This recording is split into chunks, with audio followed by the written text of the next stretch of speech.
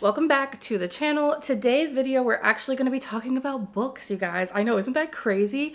I feel like the last few videos have been about manga and anime, but I've been reading. I just have definitely slowed down. Today, we are going to be talking about the Daughter of Smoke and Bone trilogy, because this trilogy, I fear, is underhyped. And it was so good, despite there being moments where I was like, I don't think I'm going to like it. I don't think I'm going to finish it. I fucking hate this right now. Absolutely loved it. The series in its entirety was so good, and each book is really good on its own as well. It's just the third book definitely does require a little bit of a commitment. Like, you got to be willing to truck through the first bit of the third book, because it's risky. It's a risky book, but it paid off. Laini Taylor is a fantastic writer. I think that her prose, while being really flowery and like almost overly descriptive, I think it works because she doesn't overly describe the same things over and over again. It's like she's kind of doing it in regards to everything. So I kind of just fell into a groove where that was just how I was learning about the environment, the setting, and the characters, and the magic, and the history. So much rich history in these books. It was so good. History being, you know, about the characters and what they're going through. You have a young woman named Karu. She's 18, and I know that might turn some people off, because at first I was like, I don't know if I'm gonna love this, because I do prefer older characters. But despite her age, she acts very mature. Her decision making is very mature and quite reasonable, in my opinion, based on some fantasies I have read. Karu is a fantastic main character, and to follow her for 3 books, I never got bored of Karu. I was never annoyed with Karu, which says a lot, because she's a character who went through a lot of hardships, both present and past. And there were a lot of moments where I felt like Karu could have behaved in a more irrational manner. She could have been a little bit more hot-headed, but she really did. She just read so well, you guys. Karu was a fantastic character. I think that she should be a blueprint for a lot of other characters in fantasy series, personally, because she just read so well. From start to finish, she really read so well. The same thing could kind of be said for her best friend, Susanna. Susanna's a side character, but she definitely does absorb the limelight a couple of times, and it's deserved. She deserves that spotlight on her. She's a fantastic character. Watching them go from book 1, page 1, all the way to the end of book 3 was beautiful character development. Their relationship didn't really change too much. I think there was a little bit more openness from Karu with Susanna, but it's not necessarily that they went through too much that was like testing their friendship. It was a solid relationship. It was a solid friendship. You could almost say sisterhood, and it just rang true from start to finish. And I think that is what gave Karu that extra oomph, in my opinion. The fact that she at all times knew that she had Susanna, and while she wanted to protect Susanna a lot of times, she knew that her best friend was there for her and they were going to get through it together, and there was never a doubt. And I don't know what it was about that relationship. Oh my god, I just loved it. I loved it so much. They each got strength from each other through that relationship, and I think it's why they read so well, because even Susanna, who's like a little bit more comedic, you know, like she's kind of like the goofy one, even she just read very mature, in my opinion. They read like they was in their 30s. Like they had kids and jobs, and they was struggling out here in the streets like the rest of us. They were my favorite characters. Susanna and Karu were my favorite characters throughout the entire series. The setting of this story is really cool, and I think it's also a really good setting for people who want to read fantasy and they don't really know where to start. It is low fantasy, because while it is set in this magical other world for a portion of the story, a good portion of it also occurs in current day Prague. So a setting that we can kind of all familiarize ourselves with. And I think that sometimes is easier to digest for new to fantasy readers, because now you don't have to keep track of this other world where everything is different, everything is made up, and you have to somehow make it a reality in your brain to follow the story. You know, with the Daughter of Smoke and Bone trilogy, you don't have to do that quite as much, because while they do go to this other world, Eretz, they're not there for so long where you have to feel connected to that world. There is a lot more going on in Prague, honestly, in my opinion, that just makes it easier to digest. I went in thinking this was a YA romantasy about angels and demons.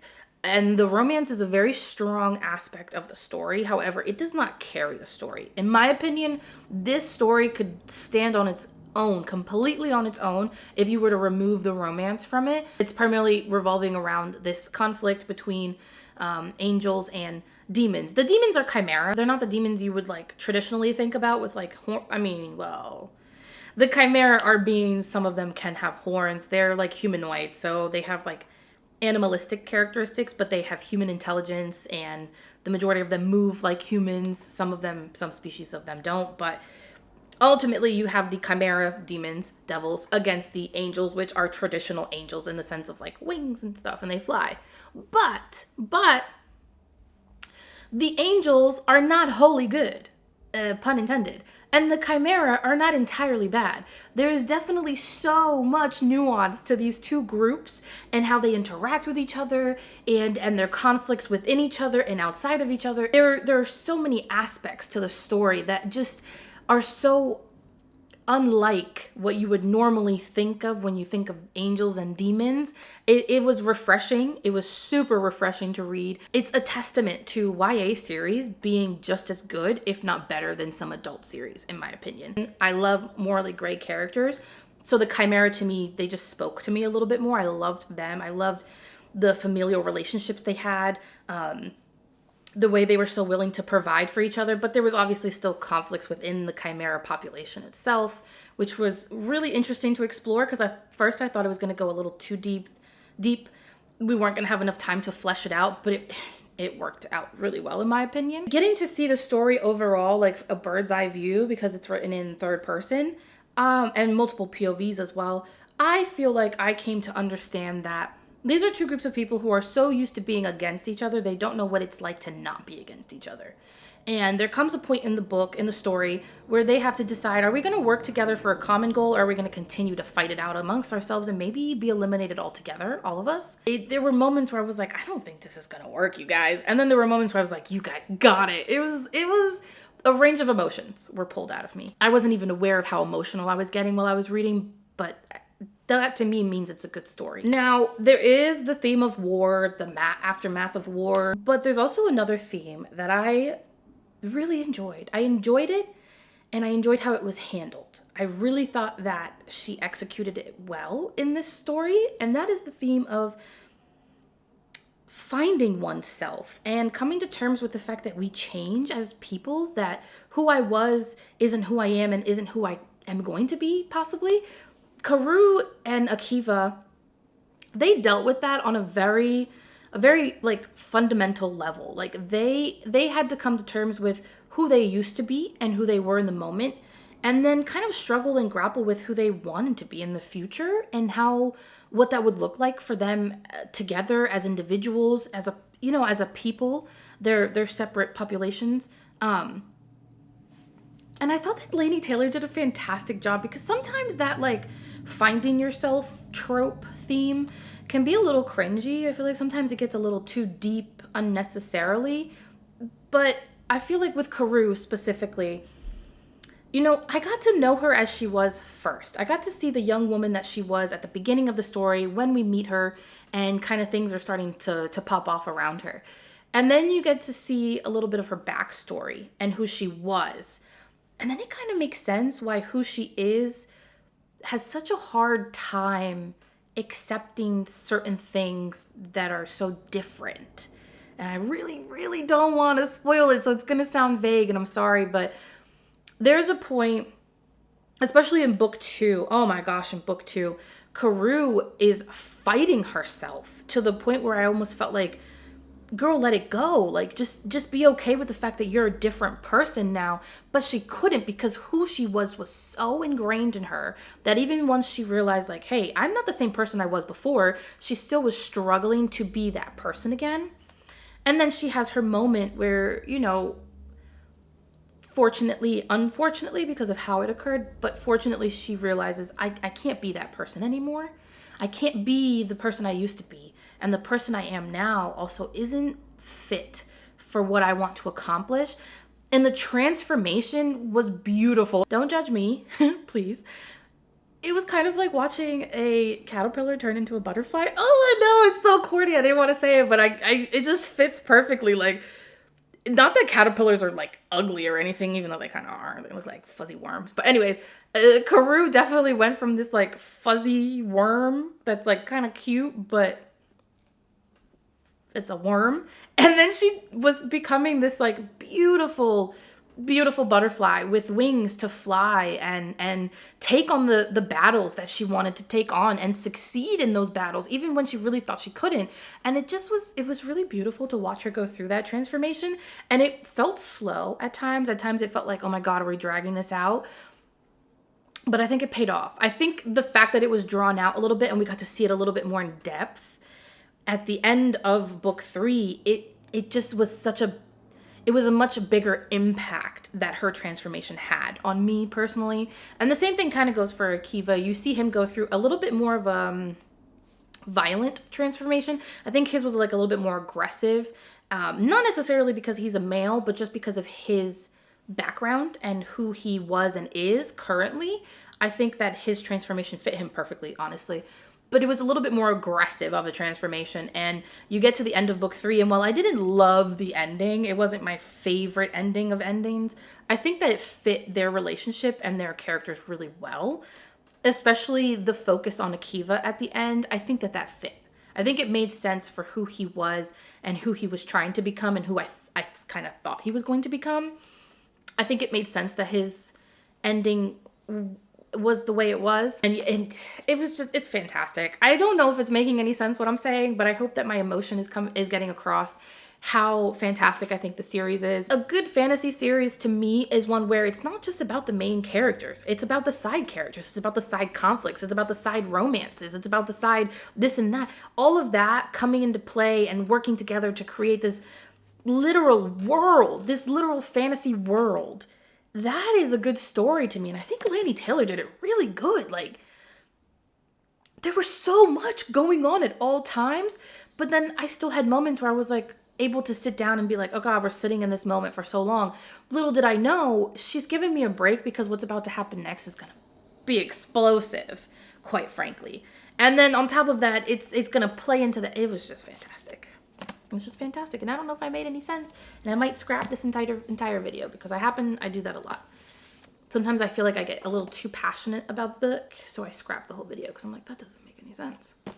I don't know if that'll happen with this one, but it was really good. I will say, so book 3 is where I got stuck. I tried to read this 3 times and I was like, I don't think I'm going to be able to finish the series. I don't think I'm going to make it. And on the 4th try, I was like, just power through. Get past the point where I stopped. I think the first time I started was page 77, and I was never able to get past that. On the 4th try, I was like, just get past that. Get past page 77 and see what happens. And I did. And while I think it was a big, huge monumental risk to toss in a new character with their own character arc, I was like, this is a mess. This is a mess. I don't think I like it. I'm connected to the characters I'm connected to. I'm invested in the ones I care about. New ones, I can't keep up.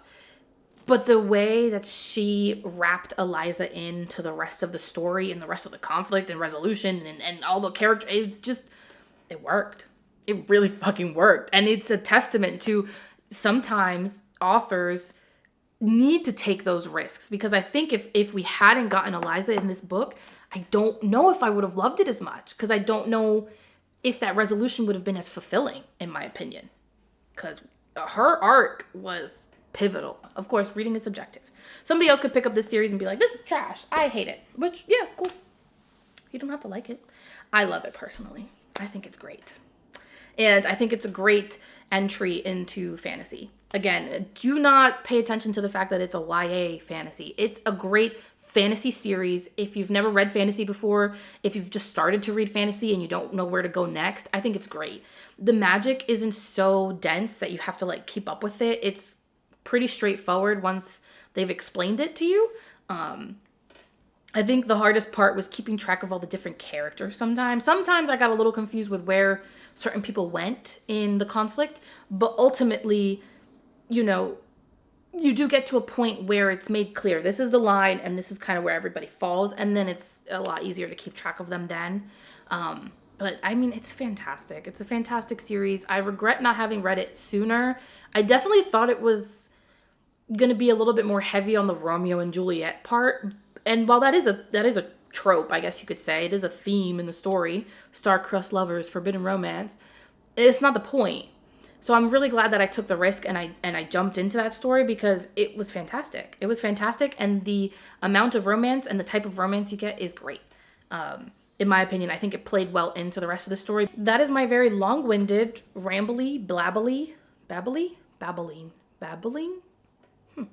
I like when I can't say words. That's fun. That is my review of the Daughter of a Smoke and Bone trilogy, and yeah, I hope that you guys, if you have read it, I hope that you liked it. Let me know how you felt about it. If you didn't like it, also let me know. Again, I'm open to all types of opinions as long as they are respectful, of course. But I hope that by kind of highlighting these YA stories that maybe sometimes are looked down upon because they're YA, I hope that that brings to light that YA stories are just as good as adult stories, and new adult is just as good as YA, and thriller and horror and sci-fi and fantasy, you just gotta give it a chance. Give it a chance, see what you like, see what you don't like, and you're fair and valid in any opinion you have, as long as you remain respectful. You know, YA stories can be really good. I'm currently reading the Prison Healer series, and I just got through The Gilded Cage. It's fantastic. So I really can't wait to read The Blood Trader, I think it's called, and let you guys know about that series, because I do think that Daughter of Smoke and Bone and the Prison Healer series, I think they're going to be neck and neck, because they have both been really good. They're wowing me right now. So yeah, that's my review. I'm done. I'm done. As usual, she talks too much. Anyways, thank you for watching. I'll see you guys for the next video, and as always, happy reading.